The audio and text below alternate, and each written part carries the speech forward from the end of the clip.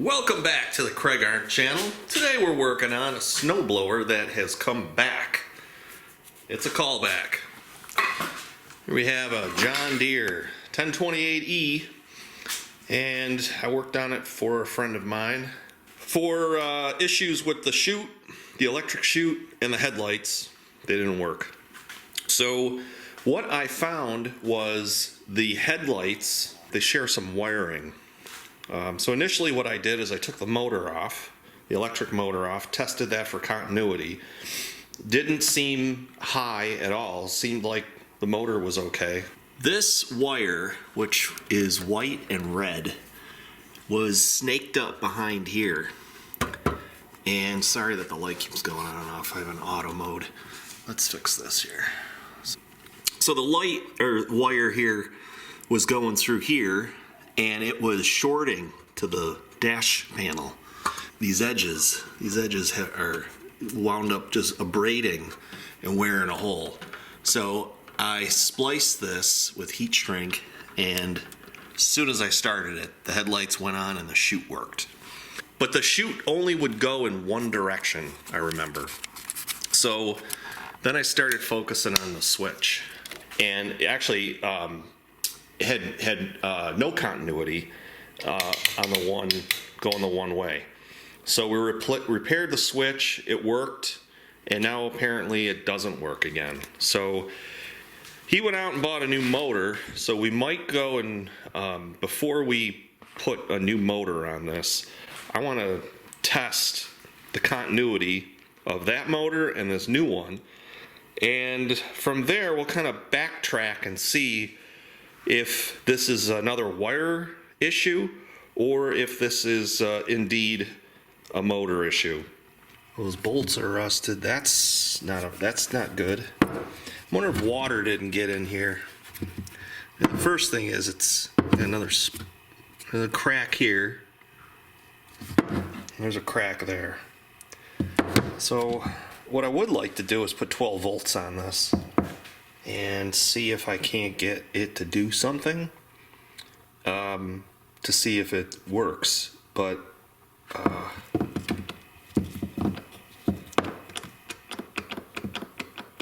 that's what I'd like to do. Alright, this is kind of a sketchy setup, but I reversed these two so it should reverse polarity, and if I touch this to the negative terminal, the battery, there it goes. Let's do that one more time. Motor is good.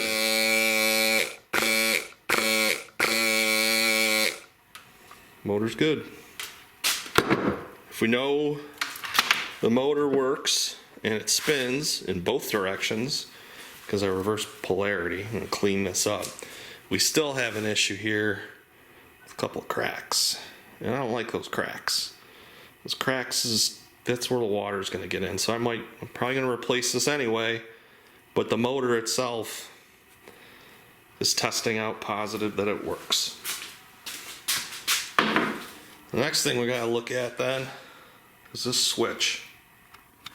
I'm going to turn this light off for a second. So now I'm looking at my switch. We know the motor works. Hang on a second. So in this wire loom goes the motor. Here's the end. It's a yellow and black and an orange and black.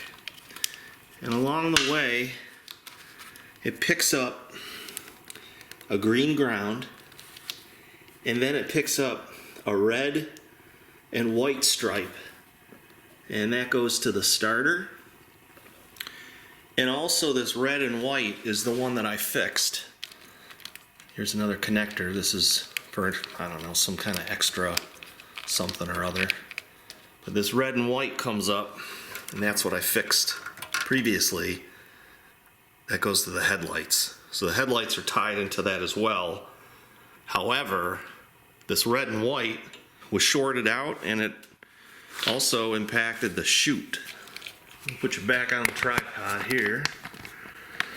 And we're just gonna have to kind of go through this kind of methodically. So I've set my multimeter to continuity, and I got it so that I can hear the beep. So let's go with the orange, and we'll stick a probe in here light. Well, let me set the probe here in the orange and turn this light back on so I see what I'm doing. All right, we're gonna go on the orange side, wedge that up in there, and now let's go to the orange on here. Here's our orange, and we'll touch it. All right, so we know that this orange line that jumps a connector here goes up to the switch is good. Now we're gonna switch over to our other side here. This is the yellow and the black. So here's our, and this is just this is an extension here. So here's our yellow and black. What the hell was that? Oh, the cans are getting warm. Well, I got nothing. Huh. So I got nothing. So it's yellow and black. We got a problem. So let's do this. Let's take this off here. Take this off here. So this is the extension piece that goes to the, I mean, this doesn't look like it's been fooled with, but here's yellow. We'll touch that. Oh, yellow to yellow. So that works. So we know this is good. So the yellow to yellow in this extension works. So let's go back on our yellow just to confirm. Here's our yellow. Old yeller. Okay, we're up in there. Now we're going to touch the yellow down here. Now how weird is that? It works. So we got a problem right here. Because when I connect this yellow to yellow, like so, it didn't work. But now we'll do the yellow and it doesn't work. We're not getting a connection here. So if you don't have these types of keys, you can get them from Amazon. They're helpful. So I kind of bent it around a little bit. And then I used this other needle-like thing. And I just worked around the side and tweaking it to close that connector back up. Now when I connect this, it was snug. So we're gonna go here in our yellow, and it works. No matter what position I'm in, it works. All right, so now let's fire up the snowblower and hook the motor up and see if it works. So now that we went through that whole diagnosis and we identified what the actual problem is, normally you do that because you don't want to be a parts cannon and just chucking all sorts of parts at a problem thinking it is without doing the, deductive logic of this works, then this, then this, then this doesn't work, and finding the actual issue and fixing it. But come on over to the bench and I'll show you what's going on. Here's our new motor, which my buddy bought just in case it needed it.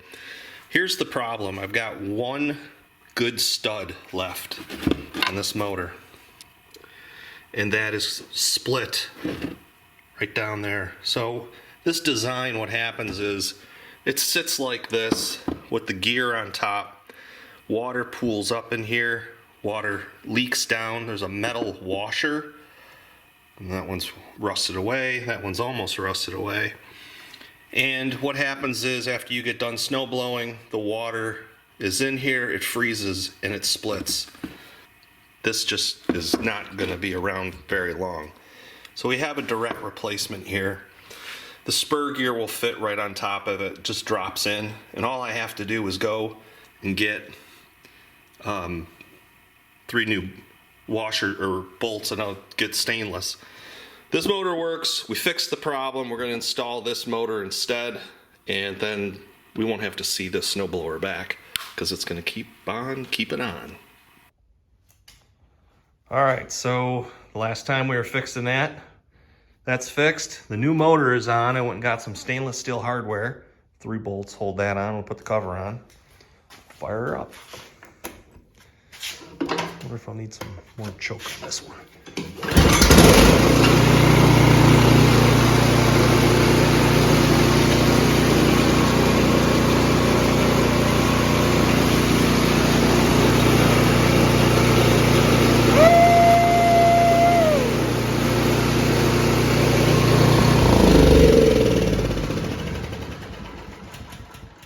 There you go. Hopefully that helps you how to diagnose an electrical issue with the snowblower when you have all these little gizmos and gadgets.